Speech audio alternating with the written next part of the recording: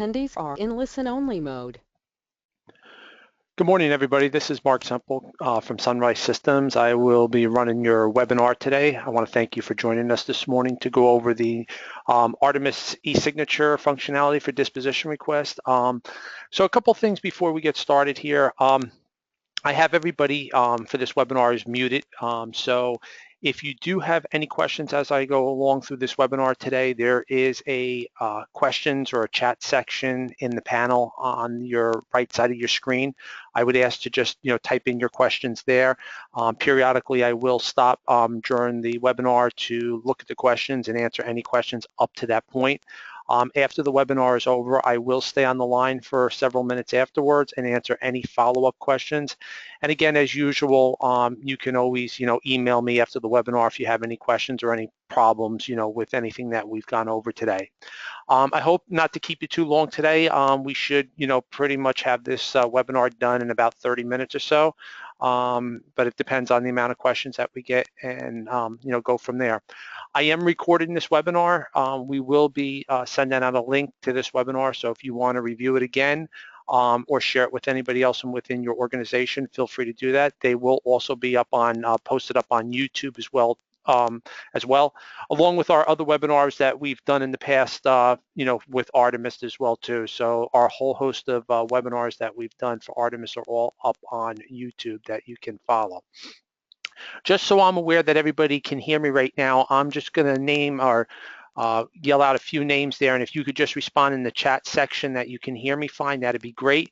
I'll just go from the top of the list. Arlene, Denise, Diane, Lori, if you guys can hear me okay, just respond in the chat section that you can hear me, and then we will get started. Thank you, Denise, for letting me know you can hear me okay. So at least I got one response. So let's kind of go through what we're going to do today. One of the other things is in your panel, in your webinar panel, there is also a section there called handouts. I have posted several handouts there. One happens to be the agenda for today's training. Another one is steps to actually set up the Artemis system for electronic signatures. And the third one is actually, I call it a simple steps document for electronically signing disposition requests. You can, keep this for your reference. Mainly, I created this document to send out to your auditors or other people within your organization who have to sign off on these requests. So it's just a simple document for them to actually go through the steps if they haven't attended the webinar or they haven't seen the video on the webinar. So again, those three documents are in the handout section.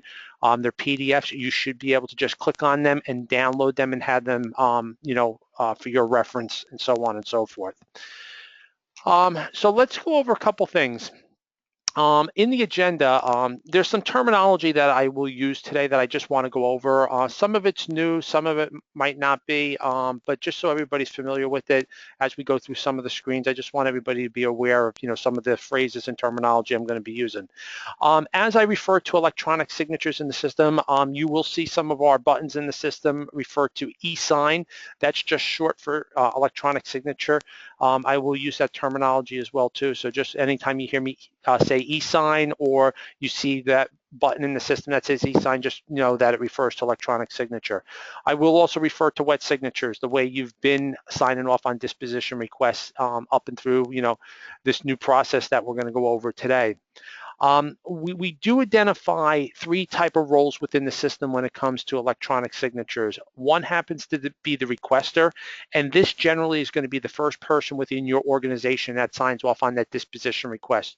Usually it's the person who creates that request, so that's that first level of signature within the system. The second phrase you'll hear me use is called approver. Okay, this is generally the second level of authority within your organization who signs off on that disposition request. And then the third would be your auditor. Again, we know that not every request it has to go to the auditor to be signed, but when a request or a record series warrants that, the auditor will be one of the people that will have to sign off on that request. I'll talk about, we'll see some check boxes in the system. Those check boxes will have different symbols in them, one being a green check mark, one could be a red X, one can also be an hourglass or even a blank box. So we will discuss, those different features as we go through the electronic signature screen at the bottom of the disposition request. We're also going to talk about user roles in the system and at what level a user can sign a request. As I mentioned before, a requester is generally the first level who can sign a request. The approver is that second level. And then we'll talk about the different roles in the system and who can sign what. I'll talk about setting up new roles or new users within the system if somebody's not already set up. And then unfortunately, if somebody has already been set up and their role doesn't allow them to sign a request at the appropriate level, like that second level, unfortunately, we'll have to set them up as a new user within the system and change their role within the system. So we'll talk a little bit about that when we get down there. I'll go over how to create a disposition request. Now, most of you on today's call, I'm going to assume, are familiar with creating the disposition request, but you'll see as when we go into the create disposition screen, there are a couple of new questions that will be on that screen that you will need to answer in order to initiate the electronic signature portion of the system. So we'll go over those items as well too.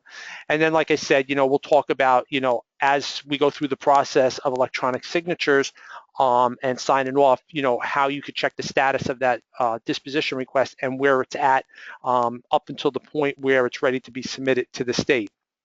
Now, I will let you know, unfortunately, there was one feature that I wanted to show you that is not working presently, and that happens to be the email functionality. Has nothing to do with the Artemis system. It actually has to do with the state. We just found out after I did my training on Wednesday that the state changed their email server that pushes out emails, and our test system here is one of the ones that got affected. So we are working with the state right now to resolve that. We're hoping that by early next week, Tuesday at the latest, that issue is resolved. I do have another webinar scheduled for next week, and then we're probably going to add a fourth webinar. So if you want to see that email functionality, hopefully it's done by my next webinar. You can always check the video on that, but it's basically, when you electronically sign a request, emails do get sent out immediately to the next person who has to sign that request. But unfortunately, I'm not going to be able to demonstrate that today because, like I said, the email server that this test system is tied to is being reconfigured as we speak. So that being said, I'm going to pause for 1 second. I'm going to see if there's any questions so far. If there is, I'll answer them. If not, let me go through, and I don't see any right now. So let's jump into the system. So I'm going to log in first as a records manager. So we could talk about some of the user roles first before we get started actually processing a disposition request. So I'm going to log in as a records manager. One of the things is when you go in to create a new user in the system, if I go in and I click on add new user, right now the two roles that you have available to you today are the agency records manager. That's the top level role within the Artemis system. That role can do everything within the system. Create disposition requests, create new users, disable users, modify user information, create new agencies, modify user agency information. So this user role is basically the admin of the system. The second role that you have today is the multi-agency records disposal user, and this role can actually create disposition requests for any agency that you have registered throughout the Artemis system. However, this role does not allow any admin functions. So similar to the records manager, just minus the admin functions. You will see now a new role here called auditor. Okay, and the auditor, all the auditor will be able to do when you set your auditor up in the system is to sign these electronic requests. Now, speaking of the auditor, I had the question come up early on with electronic signature saying, well, if my auditor doesn't want to do this and still wants to sign the request, via wet signature, can we still do the electronic signatures, within our organization? Unfortunately, the answer is no. It's either all electronic signatures or it's all wet signatures. You can't have a hybrid of a combination of both, okay? The system is not designed that way, and RMS doesn't want to handle requests that way. So it either has to be all electronic signatures or it has to be, like I said, all wet signatures. Now, speaking of RMS, I will let you know that this electronic signature functionality is not new to them. We have actually been utilizing electronic signatures with disposition requests for almost 5 years now with our RecordsMine RIM system, which is a different records management system. So the staff at RMS is already familiar with dealing with disposition requests that come through via electronic signature. However, for Artemis, electronic signatures was actually implemented back in July when we brought on the school boards and the state agencies. So again, it's nothing brand new. It has been being utilized. It's just now being rolled out to the counties and the municipalities as well too. So again, we can go forward with that. So let me see. I just had a question that came up here. A couple of questions I saw. Okay. I guess people couldn't hear me. I don't know if we lost connection. I'm just going to ask, can anybody hear me now? I just want to make sure that I'm still being heard. So if somebody could just respond real quick.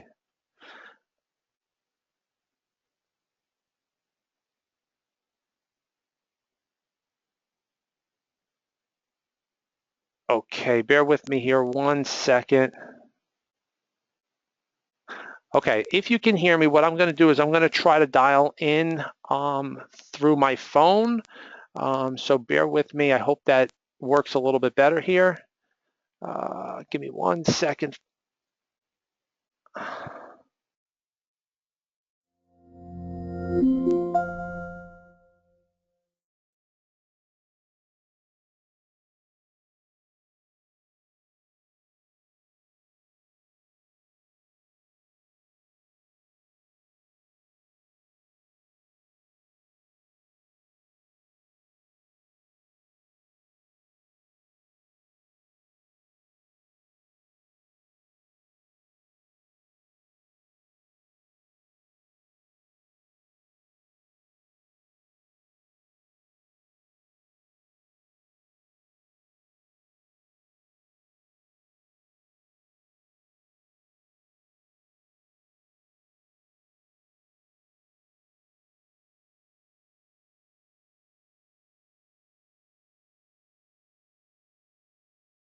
Hopefully you can hear me again. I am trying to...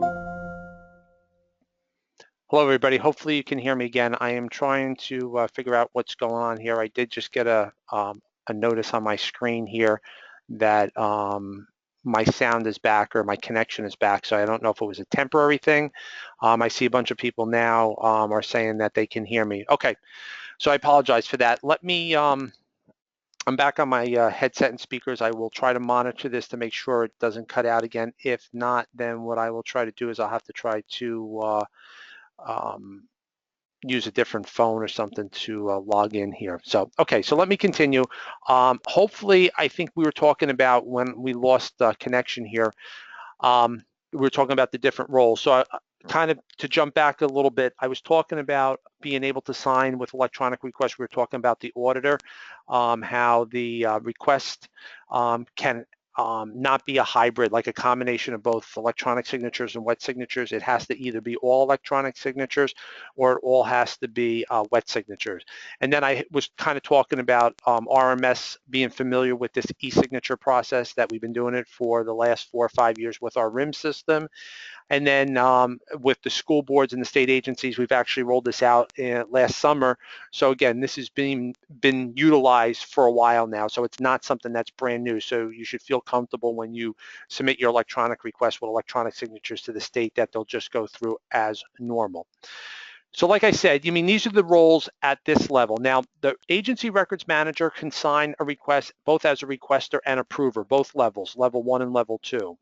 The auditor can only sign as an auditor, and then the multi-agency records disposal user can also sign as both levels as well too, level 1 and level 2, or as a requester and an approver. However, you do have at the individual agency level, if I pick, let's say, municipal clerk here, the two roles that you have at the agency level are the agency administrator role and the regular user. Now, agency administrator can set up and create users just for their agency only, like I select the municipal clerk. So if I was the agency administrator of this department, I can actually manage the users in my department. This role has both levels, level 1 and level 2, so they can sign as the requester and they can also sign as the approver.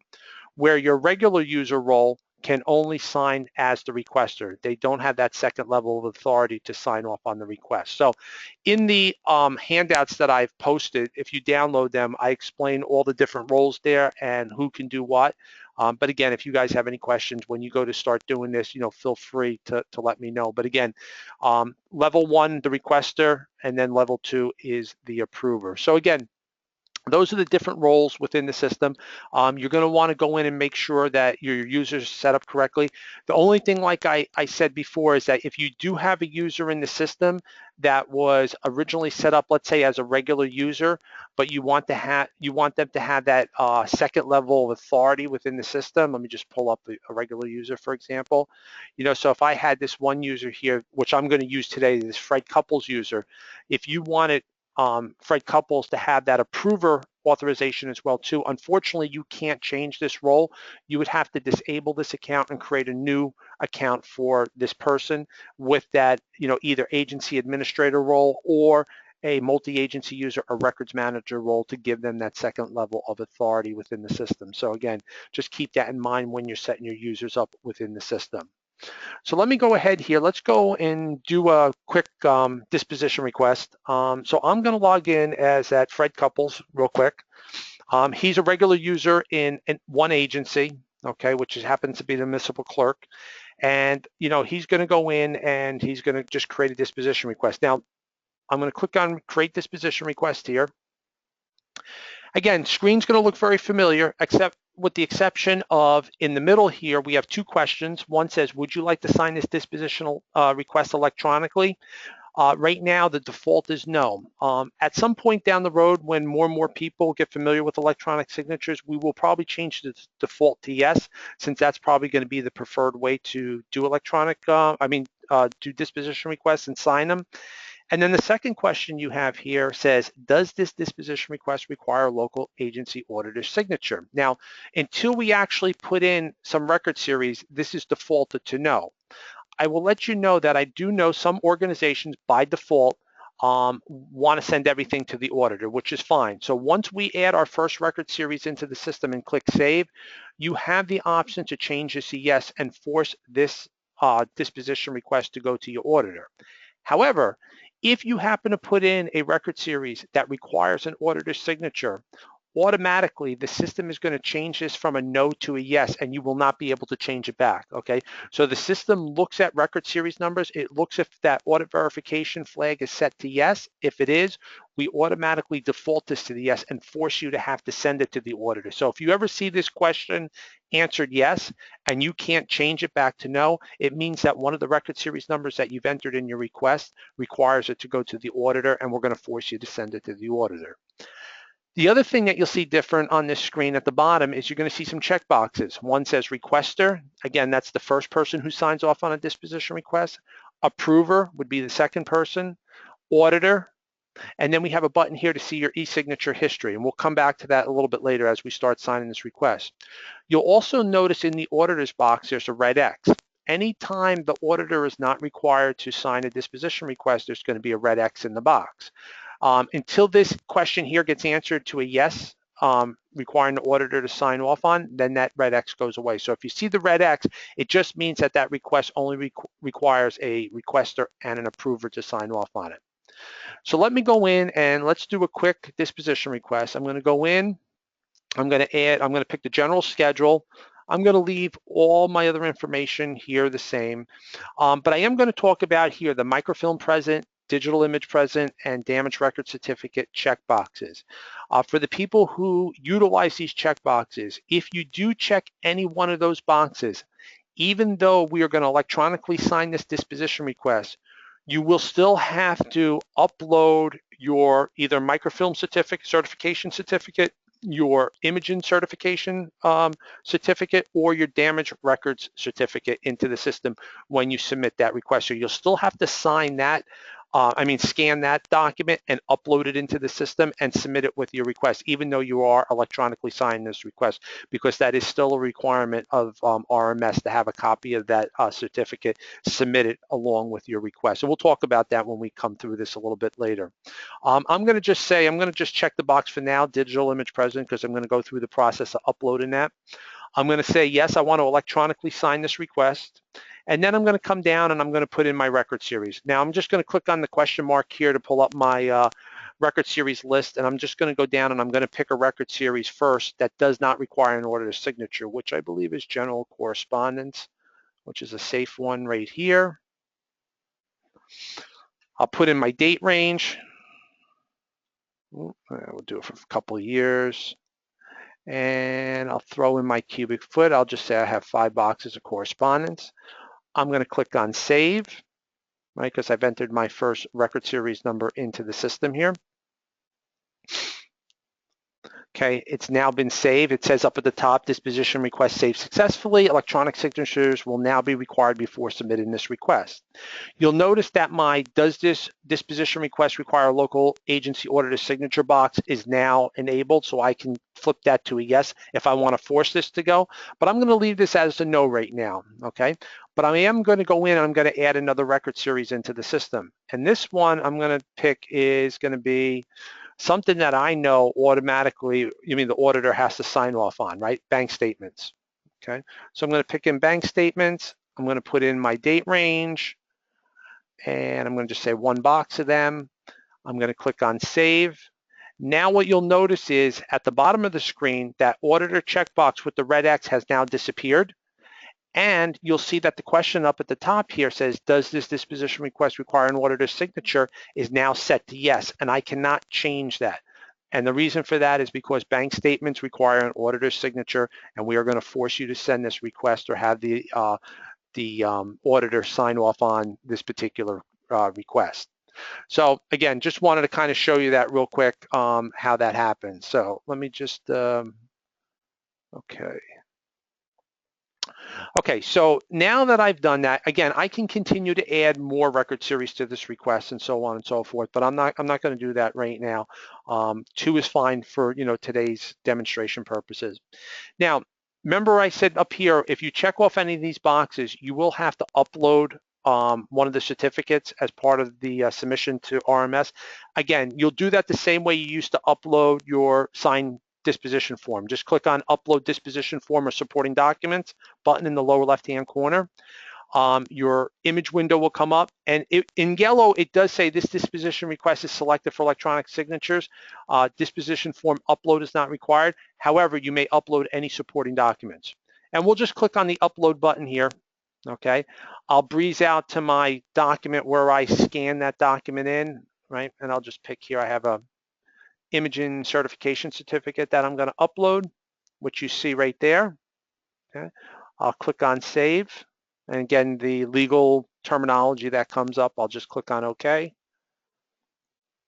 And now this image has been saved successfully, which means is when I go and electronically submit this to RMS, that image certification certificate is going to be submitted along with this request. So again, I just wanted to show you how to upload that request. Now I want to go and I want to start signing this request. So again, as the requester, okay, I work in the municipal clerk's office. I am going to be the first person that signs this request as the requester. And to do that, all I need to do is click on the e-sign and reroute button down here at the bottom, okay? When I do that, okay, it's going to ask me to put my PIN number in, okay? I'm going to click on authenticate, okay? Now what you're going to see is you're going to see a list of approvers come up who you could submit this to. Remember, an organization can have multiple approvers because you can have department heads to approve, you can have your clerk, your deputy clerk, maybe your business administrator, even maybe the mayor might be in this list, okay? You need to pick at least one person from the list, okay, but you can pick more than one. Now, if you pick more than one, it doesn't mean that everybody that you picked has to sign it. Only one of everybody that you pick has to sign this request. Whoever the first person to go in and sign it is going to be the approver, okay? But you might not know if somebody's on vacation, out sick or whatever. You know, again, if you're at the municipal level, you might just want to submit it both to the clerk and the deputy clerk, just be on the safe side. But again, you can select more than one person from the list, but you have to at least pick one. Once I do that and I pick that person, I will click on e-sign and forward. And then what you'll notice is when this screen refreshes, as the requester, there is now a green check mark in this requester box. That means that I've electronically signed as the requester. If I put my cursor on there, you'll see a pop-up that comes up that says signed by Fred Couples, requester on 2/26 at, sorry, it went away, at 10:55:09 a.m. So we date and timestamp all electronic signatures in the system.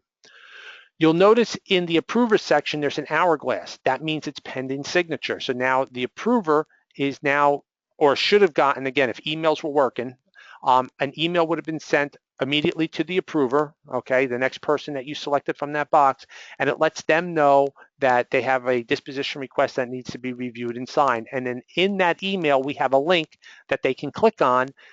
It'll take them to the login page. They'll still have to log into the system, but as soon as they log in, it takes them right to this screen here. They don't have to go search for the request. It automatically takes them right into this screen here so they can review it and then sign it quickly. So one thing I want to show you too is if you want to see your disposition form like you've been used to, you can always click on the print button at the bottom.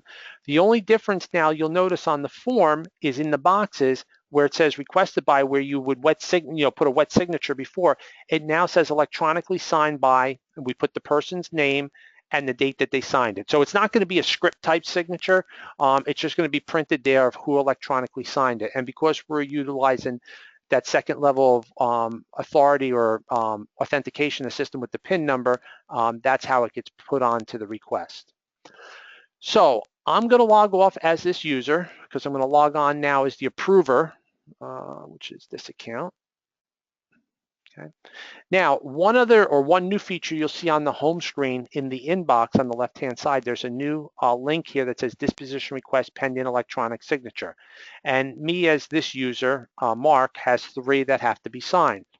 If I click on that link, I can quickly go see all 3 that need to be signed. This last one here is the one we just created. I will come in here, I'll click on edit. I can review the line items, the correspondence, and the bank statements. I'm good with that.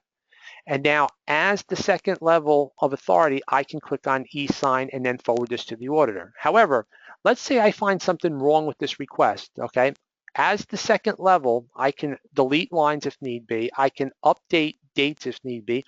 Or I could say, you know what, I want to reset the signature so nobody signed this yet, and maybe go back to the requester and say, listen, we want to add some more stuff to this, or we want to take certain things off, or you just want to make sure things are done right first. So you can actually totally reset the signatures if you want. But I'm going to say that this request is fine, okay? There's nothing wrong with it. I'm good with it. I'm going to go now sign this, and I'll click on e-sign and reroute. Again, I will put my PIN number in as, my user for this user. And now you'll notice that the next person to sign this or forward this to will be the auditor, right? Again, now, most of the time, most organizations are only going to have one name that comes up in this list. But I have seen at some counties where the counties do have multiple auditors. So you might have a list of more than one. Again, only one auditor has to sign. And if you send it to the more than one, whoever the first one that signs it, or like I said, if you have, you're at the county level and you have maybe more than one auditor, you would have to send it to the appropriate one who handles that specific agency or department. But here we just have the one. I'll select it. I'll click on e-sign and forward. And now when this screen refreshes, you'll notice that there's a green check mark here, and now the hourglass has moved to the auditor. I'm going to pause because I think I have a question here. So let me go down.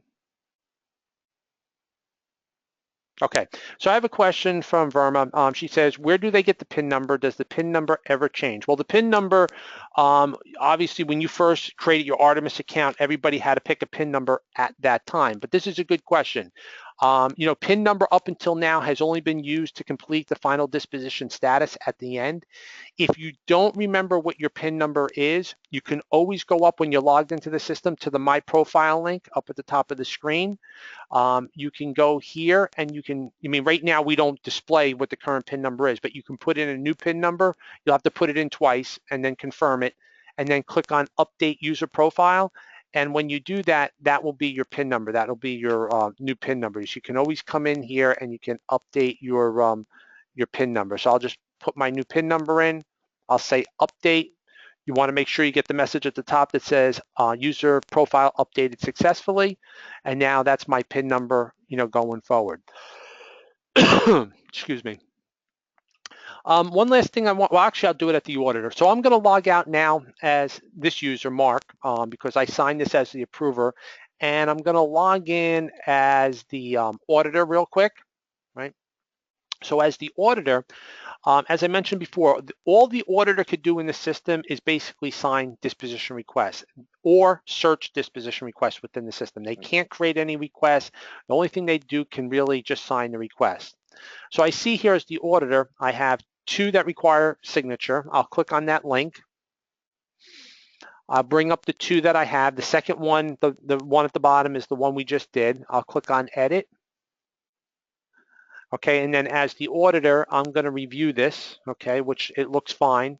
And now as the auditor, I'm going to click on the e-sign and reroute button to sign this request. I will put in my PIN number as the auditor. And then you'll notice here, because the auditor is the last person to sign off on this request, there are no recipients in the box here, okay? So again, you know, because the auditor is the last person, there's nothing to forward to. So now as the auditor, I'm going to click on e-sign. I'm going to sign this request. You'll notice that there's a green check box here, or check mark here. And now what happened is an email got sent back both to the requester and the approver to let them know that this disposition request has now gotten all the required signatures and now can be submitted to RMS for authorization. Now, the auditor cannot submit this, so your submit button here at the auditor level is grayed out. We don't allow the auditor to submit this. It has to be submitted by somebody from the organization. So either the requester or the approver, but an email will be sent automatically back to both of them, letting them know that this request has all the signatures now and can be submitted. The last thing I wanted to show you while I was on this screen here is this e-signature history button. If you click on this little icon to the right, you can actually see the history of this, of all the signatures being applied to this request, right? So again, it was signed by the requester at 10:55:09. It was signed by the approver at 10:58:58, and then it was finally signed by the auditor at 11:01:32. Okay, so you can kind of see that history within the system, you know. Let me log back out. I'll log back in as Fred Couple since he was the one that started this request. Okay. And then now in his or hers inbox, disposition request ready for submission now says 2. Okay, because now all signatures have been put on that request. Now this one can be submitted to the state. I'll click on edit. We'll see all the green check boxes or check marks there indicating that everybody signed off on. And again, if I put my cursor on each one of those check marks, we can actually see the date and time that they signed it. But you'll also notice now that my submit button has been enabled, and I can click on submit just like you do today once you upload a scanned form, hit OK. And now this request is now being submitted to the state for their review and hopefully approval. So up until this point, everything else beyond this is the same. Nothing has changed beyond this. You know, so once you get your approval back from RMS, you'll go in, you'll review the line items, make sure everything was approved, go and dispose of your records, and then come back in and update the final disposition status in the system to let the system know and the state know that those records have been destroyed at that point in time. You know, I've seen, you know, because we've been utilizing electronic signatures with disposition requests for, you know, 4 or 5 years now with our RIM system. I've seen requests actually created, all signatures obtained and submitted to the state in less than an hour, okay? I mean, if everybody's available at their computer and when they get that email, they immediately go in, review it and sign it. I mean, you could literally create a request and have everybody sign off on it in a very short period of time and get that submitted over to the state. And then, you know, I think at the RMS level right now, you know, you should have a response back from them within, you know, a few days. And then, you know, it just makes this whole process a lot easier overall. So I know I went over a few minutes. Sorry, I think because of our technical difficulties there. If anybody has any questions, you know, please post them in the section and I'll answer any additional questions. Again, if you try to set this up, you have run into difficulty setting up anything, you know, you should have gotten my email in the email responses about the webinar, feel free to email me. I know some of you have my phone number. You can call me directly as well too if need be, and we go from there. Now, one question I didn't mention is when will this be available? This is scheduled to go live March 7th, so a week from this Monday coming up. So if you try to go into the system today, you will not see it available just yet into the live system. For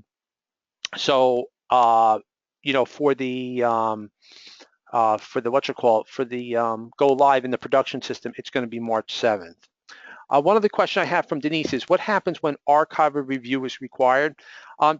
Denise, the creating of the disposition request is still the same. You mean the archival review happens at the state level? We have a separate process that they push these through to archives to review them. But from your submission standpoint, you would submit it as normal. The only difference is when you submit a request for archival review, you do have to change this question here or this drop down here for those record series requiring archival review. Okay, because we don't allow you to mix record series that require archival review with record series that don't require it. The default is, because most of them don't require an archival review, that's the default there. But if you do have a record series that you submit that requires that archival review, what you would do is you would just pick those requiring archival review, and then when you come to your drop down list of record series that require that, it's going to be a very short list, but you would go through your process just as normal from an electronic signature standpoint. Let's see here.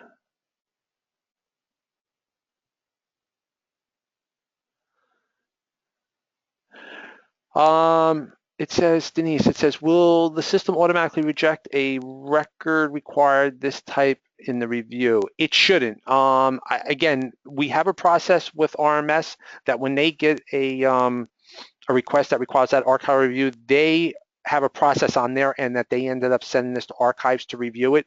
And then that process, depending on what they say, determines if the request gets rejected or approved at that point in time. So again, if I'm maybe not understanding your question exactly, we can, talk offline. I mean, if you don't have my number, I can send you my number, or, we can get in touch. I probably have your number in my record, so I can always call you if I need to be. Rebecca asks, how do we confirm that records have been destroyed upon approval? Real quick, I'll just show you that. So once something's been authorized, okay, what you'll do is you'll go in, you'll pull up that request, okay. You'll make sure that all the line items on the request have been approved. Now, in this, here's a good example, right? So here, I pulled up a request and I see that the first two lines were authorized, but the third line, this permit file for freshwater wetlands copy, has been rejected. So I don't want to assume that everything, even though the status says authorized at the top, I don't want to assume that everything on that request, all the line items, had been authorized. So I can go ahead and destroy the first two lines, but once you do dispose of those records, you need to click on this button here that says update disposition status. Okay, when you do that, you will go in, you'll put your PIN number in. Okay, this is the other area that you need your PIN number. Hit authenticate, and then at this point in time, this is where you go in and you list the date that the records were disposed and the destruction method. How were they disposed? The disposition method. Were they shredded, erased, recycled, transferred, or even other? Okay, and if you pick other, you will have to put a comment in. Click on save, and then this request now is technically closed out because you've now completed the final disposition status and let the system know that these records have been destroyed. But until you do that, technically that request is still open and pending. So you have to make sure that you do that step. Let's see, I have a question from Lisa. Can you please review setting up the auditor in the system? Yes, I'll do that. And then, will our auditor require to be set up with a password, PIN, and logon? Yes. So speaking of the auditor, what I would do is I would reach out to your auditors. I would let them know this is, something new. Now, most of the larger auditing firms have been doing this. Again, with our customers who use our RIM system, we have our RIM system running in 8 different counties here in the state, with 5 of those counties using municipal shared services. So there's a lot of the larger law firms are already familiar with this process, so it might not be something new to them. If it's, a sole proprietor or a small accounting firm, not law firm, a small accounting firm, they might not be familiar with it, so you'll have to, walk them through it. That's why I provided that handout with how to electronically sign it. But that being said, yes, you will need to set them up in the system as a user. So let me log out of this user. Let me log into my admin user here. And to set that auditor up, very simple, okay? From the system management screen, you'll just click on Add User, okay? You'll come in here. Again, the agency, you want to leave it just listed as this, the M100,000 general schedule, because that gives them access to everything. And then from your drop-down user role, you'll pick auditor. You'll enter in this information: first name, last name, email address, work phone number, PIN number, login name, just like you would any user, and a password. Now, if you want to be proactive and set this up for the auditor first, you can always set up a generic password and PIN number, and then they can always go in later on into the My Profile link and update it with their own, PIN or password if they don't want to give you something offhand. But you can always set the account up for them. Okay, it'll be your responsibility to set the account up for them. But once their account is set up, they can always log into the Artemis system, go up to the My Profile link, and they can actually change their password or their PIN number there if they don't want to give you, that information, via email or over the phone or something like that. So again, it's real simple. I mean, it shouldn't take you more than a minute or two to set up your auditor in the system. However, what I would do is, once you guys are using the system after a couple of years, I do know towns and counties do switch auditors from time to time. You'll just have to be aware that if you do make an auditor switch, that your new auditor gets set up in the system, and that your old auditor gets disabled in the system as well too. So just keep that in mind, as you change auditors. I have another question from Denise. It says, M100,000 is the agency access you said to give the auditor. However, there are other schedules he needs access to, such as municipal clerks. Yeah, anybody that's given these three roles, Denise, at this level, at the M100,000 level, auditor, records manager, multi-agency user, have access to all the schedules, okay? When you specifically pick an agency here, okay, that user or those roles are only specific to that agency. And if I pick, let's say, for the police department, you will not see an auditor listed there, because we're not gonna, it'd be too much for you to set up an auditor for each individual agency. So that's why that's done at the M100,000 level, because any of these roles at this level have access to all the schedules. Okay, so I hope that answers that question. Okay, that was the last question I had so far. Again, I will stay on a few minutes if anybody has any other questions before we finish for today. Other than that, I want to thank you for joining today. I'm excited finally that we're getting this rolled out to the Artemis system, because it's been very successful again, with our RIM system for many years. So, we're glad that this is finally being rolled out to Artemis, and take it from there. So again, thanks everybody for joining me today. Have a great weekend. One last thing is you will receive a follow-up email for this webinar with the survey. If you don't mind, just please fill out the survey. Be honest, because I kind of change my future webinars based on the feedback that I get from those surveys, and kind of gear it towards questions or things that come up from the survey. So just if you fill that out, that'd be great. And like I said, once I have the link posted on YouTube, I will also send out a follow-up email to you with that link and where it is. So in case you have anybody else in your organization that needs that, then we'll go from there. So thank you again, and we'll go from there. Verma, we on your question, we are already aware of it. We are working on it with OIT, just FYI. So